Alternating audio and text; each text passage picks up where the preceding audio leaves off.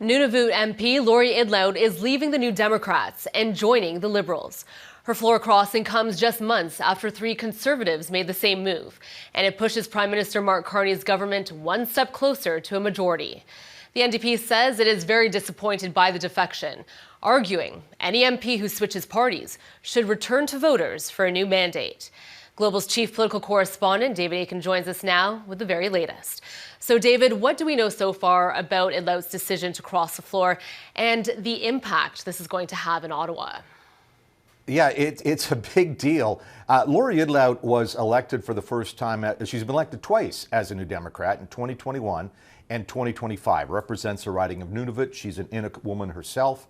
And she basically looked across the aisle and said, I like the way the government is operating. And she also said, she really singled out that she wants Nunavut to be on the side of the government, not the government governing for Nunavut.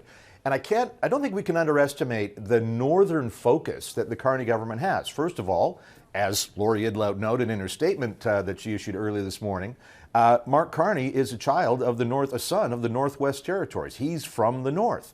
Speaking of the Northwest Territories, there's a cabinet minister from the Northwest Territories. There's a cabinet minister from Arctic Quebec, from Arctic Manitoba, from Northern Saskatchewan. So 4 people in Carney's cabinet wake up every morning with Arctic constituents. And now all the Arctic, Northwest Territories, Yukon, and Nunavut, all represented by Liberal MPs. So that is something that Lori Idlout sort of took into consideration. And there's a couple other points.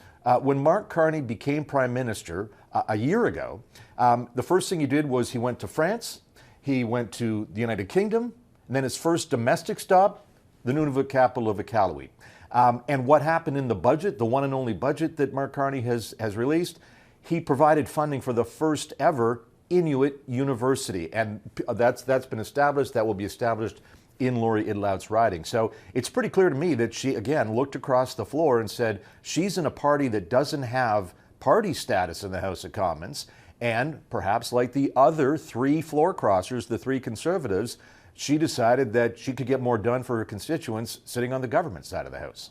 All right, so David, obviously the Liberals very happy with Idlout's move here, but I mean, how's the NDP reacting to this, especially given their long-standing position that MPs, as we mentioned off the top, MPs who cross the floor should seek a new mandate from voters? Yep, and that was the statement that the interim NDP leader, Don Davies, issued last night. Disappointment. There had been a lot of rumors that Lori Idlout was going to cross the floor. During the first budget vote last November, again, a confidence vote, Idlout voted with the government. Most of her other NDP MPs voted against the government. And then when she was asked sort of before Christmas, are you crossing the floor? She said, not at this time. So I think the NDP may have seen this coming, but it still is a bit of a surprise. Listen, last Thursday night, NDP leadership hopeful Avi Lewis held a rally just a couple of blocks from here, Thursday night here in Ottawa, and Lori Idlout showed up to endorse Avi Lewis and speak on his behalf, and now she's out. Where does this leave the NDP? They have 6 seats. They're in a world of hurt. There's no poll that shows them really getting any sort of momentum. Avi Lewis may win this leadership race. He does not have a seat in the House of Commons, so he will have to be looking somewhere for a by-election to get in the House of Commons, and that would leave the NDP 6 seats, leader outside the House of Commons. It's not a great situation for them right now. All right, so David, let's look ahead because they have 3 by-elections. We have 3 by-elections coming up on April 13th. So how does Idlout's defection change the math for the Carney government's path to a majority? Well, it pretty much gives them their technical majority. Let me explain that. So you're right, there's 3 by-elections. Now, with Idlout on the Liberal side, the Liberals have 170 seats.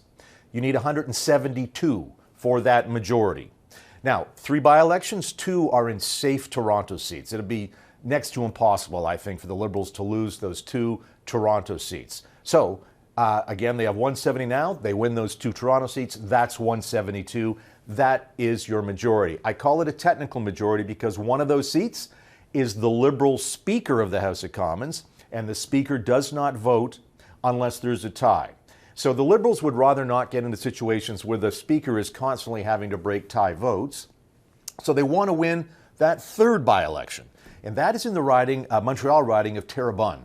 And this is a fascinating race. The Liberals won this riding last spring by 1 vote. Tatiana Auguste for the Liberals, 1 vote over the BQ incumbent Natalie Sinclair de Gagné.